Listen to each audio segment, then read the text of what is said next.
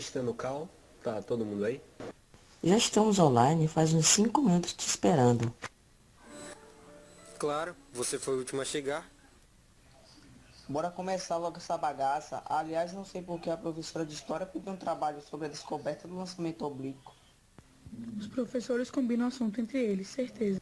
Então, eu estava pensando em falarmos sobre Isaac Newton, que tal? Não, fera. Todo mundo vai falar dele. Tipo, bora fazer diferente. É mesmo. Então faz assim, pô. Pesquisa um pouquinho e depois a gente vê de quem a gente vai falar, é melhor. A few moments later. Já sei. Então vamos falar sobre Galileu Galilei. Quem é esse aí? Ele foi um físico italiano. Acho que é uma boa falarmos sobre ele. É verdade. Eu pesquisei aqui e pelo visto Galileu que é considerado o primeiro físico. Galera, eu achei a matéria interessante, vou enviar para vocês. Aqui fala que ele foi considerado o primeiro cientista moderno. Falando a grosso modo, juntou a filosofia com a matemática. Fez grandes avanços em áreas como física e astrologia, destacando em estudos do movimento uniforme, lançamento de projéteis e pêndulos. Tem 3 testes aqui que ele fez que a gente vai ter que citar. Primeiro esse das rampas. Ele colocava 2 rampas formando um V com o mesmo ângulo entre elas. E soltava uma bolinha entre essas rampas. Aí ele percebeu com o tempo que se ele jogasse a bolinha em uma das rampas e deixasse ela ir rolando, ela batia numa parte mais baixa e começava a subir na outra. E se ele mudasse o ângulo dessa primeira rampa, mais a bolinha subia. Daí surgiu o primeiro conceito de inércia. O outro teste que ele fez foi na Torre de Pisa. Não se tem certeza se foi ele que subiu lá para fazer o teste, mas consistia no seguinte, em largar de lá de cima 2 pesos. Um pesando 1 unidade e o outro 10 vezes esse peso. E lá percebeu que os dois chegaram ao chão ao mesmo tempo, contrariando o conceito de Aristóteles. E o último teste foi já sobre o lançamento. Ele deixava dessa vez a bolinha escapar. E aí ele ia marcando a distância e o tempo que o objeto demorava para chegar ao chão. E assim ele foi percebendo que existiam na verdade 2 movimentos. Um movimento na vertical e outro na horizontal. Conceitos que usamos assim até hoje. Boa! Acho que estamos no caminho certo. Graças ao Renascimento, a necessidade de explicar esses conceitos, que já surgiu desde a Grécia, ou até mesmo antes, mas agora seria estudados com uma visão diferente. É coisa para Dedéu, mas acho que é um bom começo. Tá bom. Eu e Luiz vamos estudar mais sobre o lançamento no laboratório de matemática. Quem quiser ir, estaremos por lá. Deixa para outro dia. Eu e Kaique temos um plano mais ambicioso. Vamos construir um mini canhão de ar comprimido amanhã. Então fechou. Amanhã a gente se vê na escola.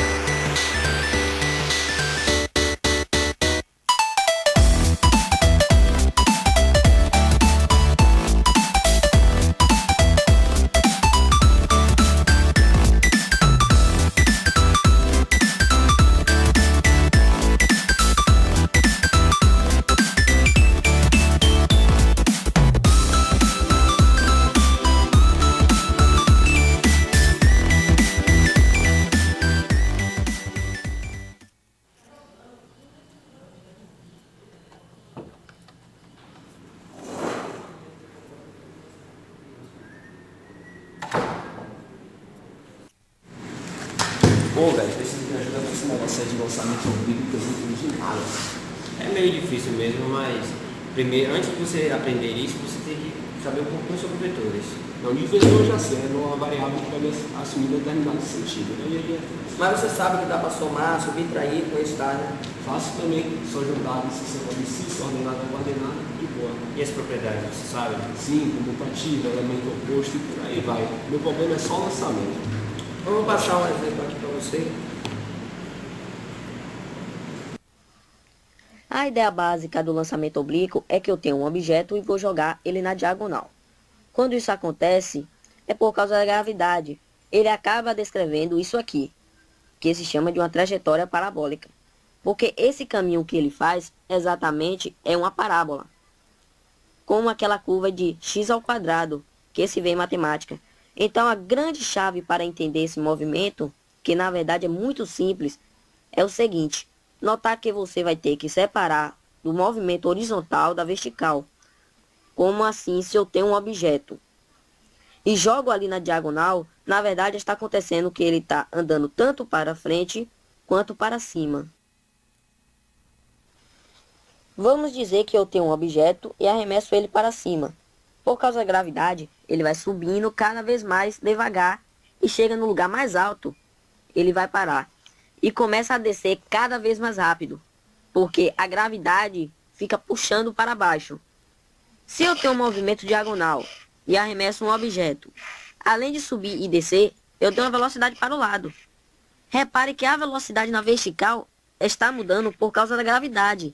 Ele sobe cada vez mais devagar e desce mais rápido. Isso acontece porque na vertical existe gravidade. É um movimento com aceleração na velocidade vertical variada. E a velocidade na horizontal não muda. Na classificação, ele seria MRU.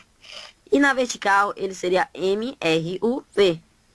A única diferença de um movimento para o lado, para o que sobe e desce, é que ele está andando para o lado com a velocidade constante, conforme faz o movimento de sobe e desce. Vou falar agora como achar o valor de cada componente que eu tinha citado antes. Vamos lá. Eu joguei aqui inclinado com um certo ângulo. Como é que eu sei o quanto dessa velocidade é para o lado e quando é para cima a velocidade horizontal? Tem que pegar o velocidade x diagonal e multiplicar pelo cosseno do ângulo que ele está inclinado. Se aqui fosse 30 graus, ele seria cosseno de 30 graus. Para a velocidade vertical, tem que pegar essa aqui e multiplicar pelo seno do ângulo. Eu acho que entendi, mas eu queria ver mesmo na prática. Vou dar um exemplo para ficar mais claro para vocês. Eu tenho um objeto inclinado, formando um ângulo de 37 graus com horizontal. E ele foi arremessado a 100 metros por segundo. E eu quero saber o alcance, que é essa distância aqui de x, que é o quanto que ele se afasta na horizontal. E qual a altura máxima que o objeto atinge. Então, para analisar esse movimento, lembrando que a gente nunca vai trabalhar com a velocidade inclinada. A gente vai decompor ela, saber os componentes horizontais e verticais dessa velocidade. O que me interessa é o quão rápido que está andando para frente e quão rápido está indo para cima. A velocidade horizontal, componente x da velocidade, é a velocidade original, 100 vezes o cosseno do ângulo. No caso, aqui é 37 graus. O exercício me deu o valor que o cosseno de 37 é 0,8. Então, o cosseno aqui, 100 vezes 0,8, vai dar 80 metros por segundo. Essa é a componente horizontal da velocidade. A componente vertical, o que é que eu vou fazer? É só pegar aquela velocidade ali, 100, e multiplicar o seno do ângulo, que o exercício me disse que é 0,6. Então, isso vai dar 60 metros por segundo. Isso significa, então, que eu estou andando com 100 na diagonal. Na verdade, estou andando 80 metros por segundo para frente e a 60 metros por segundo para cima. A cada segundo eu ando 80 metros para frente e no começo 60 metros para cima. Só que essa velocidade aqui está mudando por causa da gravidade. Então vamos olhar o movimento na vertical um pouco. Eu tenho um objeto que, pensando o que acontece na vertical, podemos esquecer que ele está andando para o lado por um tempo. Ele foi jogado para cima com 60 metros por segundo. Sabemos que existe a aceleração da gravidade aqui atrapalhando ele. É uma aceleração de 10 metros por segundo ao quadrado. Isso quer dizer que a gravidade rouba 10 metros por segundo de velocidade a cada segundo. Eu joguei ele para cima a 60. Um segundo depois a 50. E assim vai.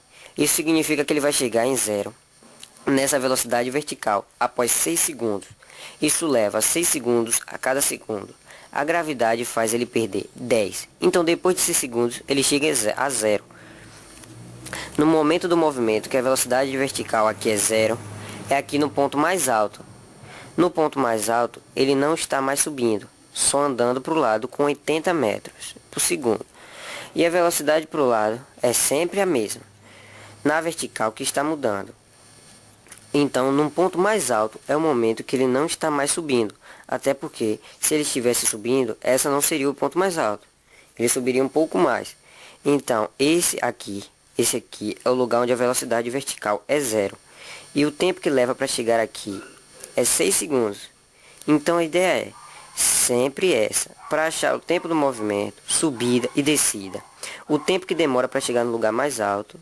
E olha só, se eu demoro 6 segundos para chegar até o lugar mais alto, eu vou demorar então 12 segundos para fazer o movimento completo. Eu sei que a subida demora 6 segundos, a descida demora 6. Então, o tempo total são 12 segundos, 6 de subida e 6 de descida. Quanto que eu ando para frente?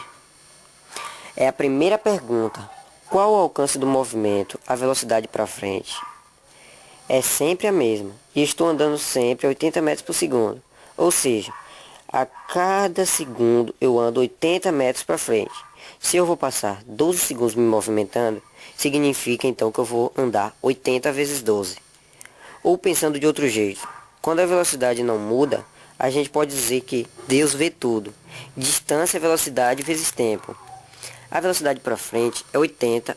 O tempo que eu fico andando para frente é 12 segundos. 80 vezes 12. Ou seja, 960. Como eu usei o dado para frente, a distância que eu ando para frente é 960 metros. Esse é o alcance do movimento. E qual que é a altura máxima que eu atinjo? Para saber a altura máxima, não estou interessado nos dados da horizontal, e sim na vertical. Não tenho um movimento com velocidade constante. Eu tenho uma velocidade que muda em mRUV. No mRUV, a distância não é velocidade vezes tempo. Ou seja, pode se chamar de diabo V também, só que mais atrapalhado. Qual que é a velocidade inicial? Lembrando que estamos usando os dados da vertical. A velocidade inicial não é o 100 que usamos, é o 60. Eu quero saber a altura máxima do movimento. Então, o que é que eu vou fazer? Eu vou considerar o tempo que ele fica subindo, daí eu vou saber a distância que ele andou até aqui. Então, o tempo foi 6 segundos mais 1/2 a aceleração na vertical. É a aceleração da gravidade. Menos 10, porque está atrapalhando vezes o tempo, né? 6 ao quadrado. Essa é a distância que ele se move na vertical. 60 vezes 6, ou seja, 360. Aqui, olha só, 6 ao quadrado fica 36. 36 vezes 10, 360. Então, isso aqui dá menos 360, dividido por 2. Então, fica menos 180. 360 menos 180 vai dar 180 metros. Então, a distância que ele vai andar na vertical em 6 segundos é 180 metros. Entendeu? Bom, agora eu entendi, só tem meio de fórmula para gravar. Aí, você aprende. Uma hora vai gravar, né? Vamos aí, só tem uma escola na sala. Um ano.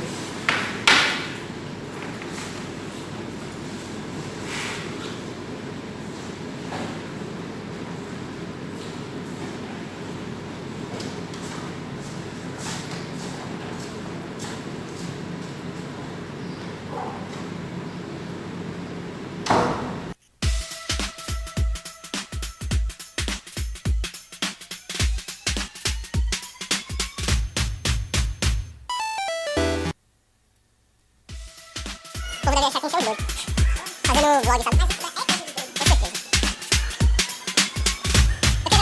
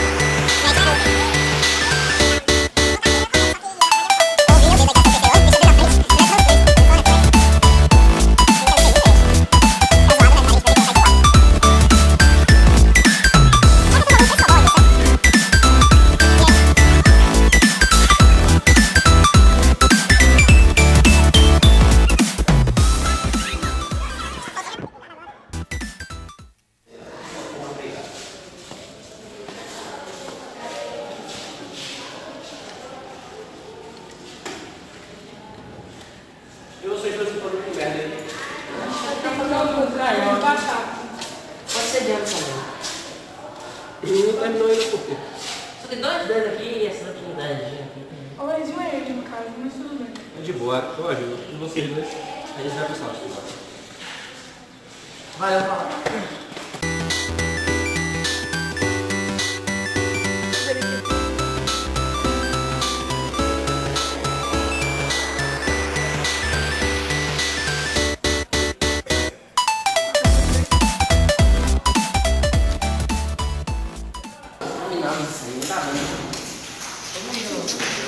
Primeiro vamos ver, né, como funciona isso aqui. Vamos agora. Como é que funciona essa bagaça? Primeiro a gente vai usar agora essa bomba aqui de encher com a bicicleta. Encaixar aqui e aqui o ar vai ficar comprimido. Abrindo esse registro, o projétil será disparado. Ah, por causa da pressão que vai ficar aqui dentro. É. Precisamos de um alvo, né?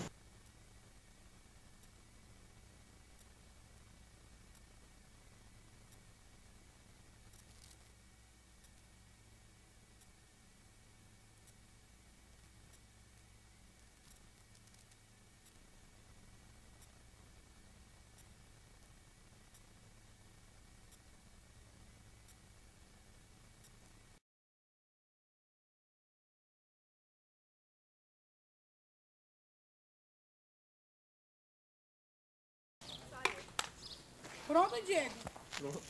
Vamos armar aqui agora. Bota em direção aí. Peraí, É sério? Vai. Vai. Eu acho que não vai bater. não vai mesmo não.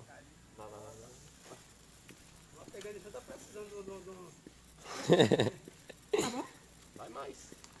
Tô com medo da... Tá bom. O Ravena. Tá muito. Vai tirar aqui o vídeo. Três gravando. Aí pronto, no final deu certo, viu? Tá bom. A gente se encontra no Skype depois. É. Ficar com você mesmo? Vai. Falou. Pelo visto é que eu vou ter que chamar o povo para estudar hoje. Mas quer saber? Eu vou dar logo uma adiantada aqui. Eles me ajudaram pra caramba com um assunto hoje. Pensar que é apenas o começo, ainda tem muito a aprender. Espero que todo mundo tenha aprendido.